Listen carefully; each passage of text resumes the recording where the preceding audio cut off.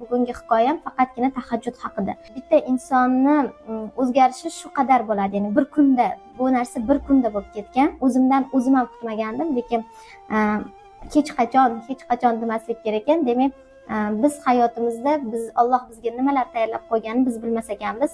Allohim duolarimda mustahkamman. Allohim menga shu joyni nasib qilgin. Men yana o'qishimga qaytib boray deb duolar qildim. 5 ta imtihon topshirilardi. Birinchi imtihondan o'tolmagan talaba avtomatik ravishda ikkinchi, uchinchi, to'rtinchi, beshinchi haqida so'z ham bo'lishi mumkin emas. Imtihonga qo'yilmaydi. Ya'ni 50% dan to'plagan ballarning umumiy foizi 50% dan oshishi kerak. Shunda u ikkinchi etapga o'ta oladi. Taxminim bo'yicha men hisobimda men 50% dan oshirdim. Shunaqa bo'ldiki, menga telefon qilishdi, imtihon topshirdik, telefon bo'ldi, siz birinchi imtihondan o'ta olmadingiz, sizni yig'gan ballingiz 30% ni ko'rsatadi deyishdi. Va shu joyda shu bir soniyalarda bo'layotgan narsa meni shayton vasvasa qilishni boshladi.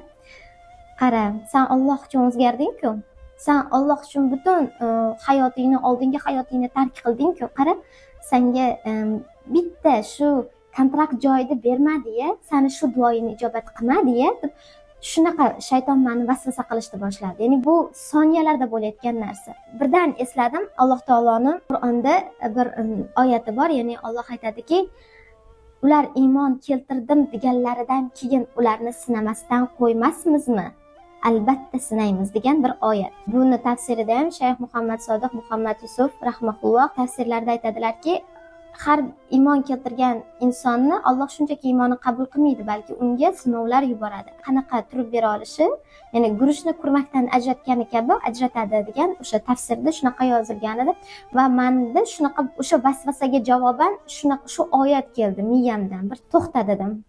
Shaytonga, ya'ni ichimda o'sha vasvasa qilayotgan yon nafsim yoki shayton, sen meni qancha vasvasa qilgin, men shuncha Alloh tomon qadam bosaman va uni etagini shuncha mahkam tutaman.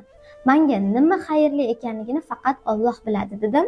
Qalbimda rozilik bilan, rizolik bilan o'zimni shahrimga qaytib ketdim. O'sha paytda 2 ta budjet o'rin bor. Men endi kontraktga emas bu yil. Men endi budjetga harakat qilyapman. Men o'yladim, agar men 80 oladigan bo'lsam, men aniq budjetga kiraman, lekin budjetni so'ramayapman. Allohim menga 80 ball ber, 80 ball ber, men 80 ball olay deb Allohdan tinmay duo qilib so'rayapman. 9-kuni javob chiqdi. Men 79 ball emas, men 81 ball emas, men 80 ball olgandim.